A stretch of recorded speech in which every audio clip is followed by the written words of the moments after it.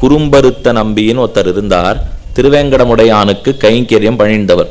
தொண்டமான் சக்கரவர்த்தி திருவேங்கடமுடையானுக்கு ரொம்ப நெருங்கினவன். தொண்டமான் சக்கரவர்த்தி இடத்துல பெருமாள் நேர பேசுவர். திருமங்கியாழ்வார் ஒரு பாட்டில் சாதிக்கிறார். துளங்கு நீள்முடி அரசரதம் குறிச்சில் தொண்டமன்னவன் திண்டிரல் ஒருவர்க்கு உளங்கொள் அன்பினோடு அங்குடு நாடிகை ஏழுட நெருப்ப வளங்கொள் மந்திரத்தை அருளி செய்தான். சப்த நாட்களே 7 நாட்களுக்குள்ளே திருமந்திரார்த்தத்தை திருவேங்கடமுடையானே தொண்டமான் சக்கரவர்த்திக்கு உபதேசித்தார். அதோடு மட்டுமல்ல, தன் கையில் இருந்த சங்க சக்கரத்தை தொண்டமான் சக்கரவர்த்தி இடத்துல கொடுத்து வச்சுட்டார் பெருமாள். இதுதான் பெரிய ஆபத்தில் கொண்டு போய் விட்டது.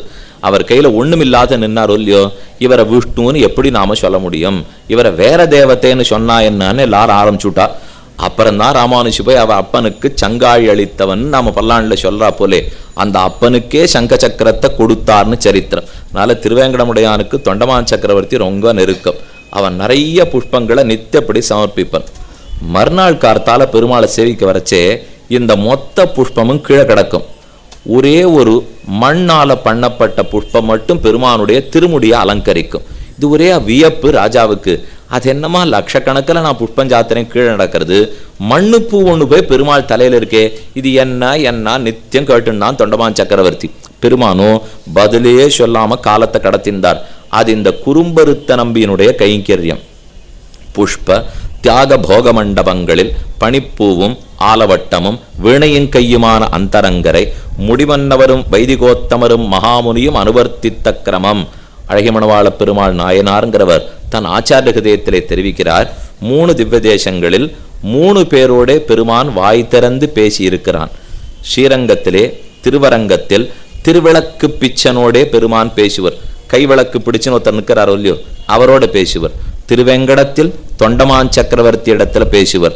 காஞ்சிபுரத்தில் திருக்கச்சி நம்பிகளிடத்திலே பேசுவர். இதில் ஆச்சரியம், இந்த 3 பேருமே பிராமணர்கள் அல்லர்கள். இந்த 3 பேரும் ஆறாரோ என்ன படித்தார்கள் என்ன பண்ணினார்கள்னு கூட தெரியாது.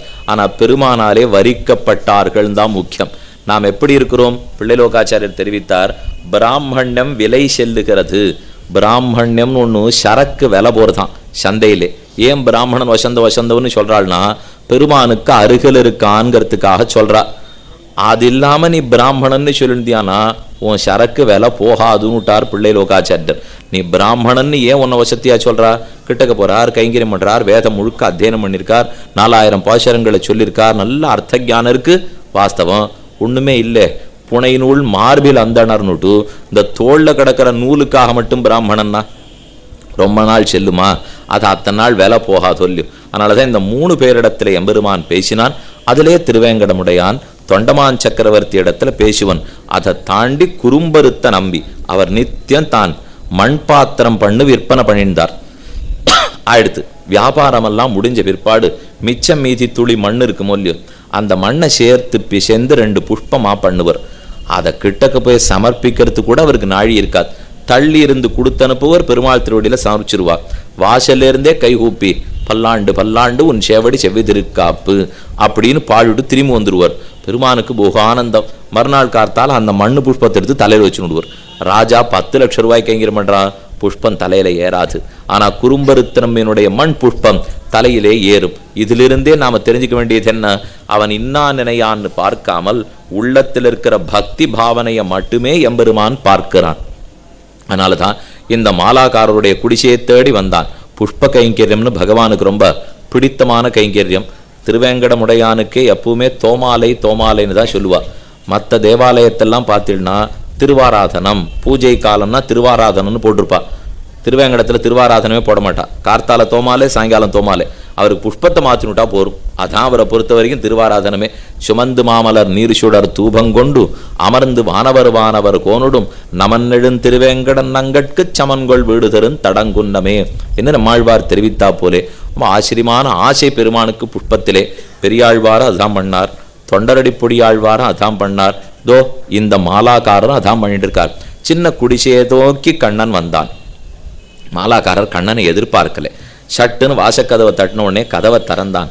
கண்ணனே நின்றுந்தான். ரொம்ப பெரிய மனுஷா நாம எதிர்பார்க்காத வீட்டுக்கு வந்துட்டாள்னா பதறி போடுறோம், என்ன பண்றதுன்னு தெரியாதோ இல்லையோ. சர்வேஸ்வரனான கண்ணன் வாசப்படியில வந்து நின்னா அல்பத்திலும் அல்பன். அவன் பயந்தே போனான். பிரசாத பரமௌநாதவ் மமகேகம் உபாகத்தோ, இந்த இடத்தை தேடி நீ வருவாய்னு கண்ணனே நான் எதிர்பார்க்கவில்லை.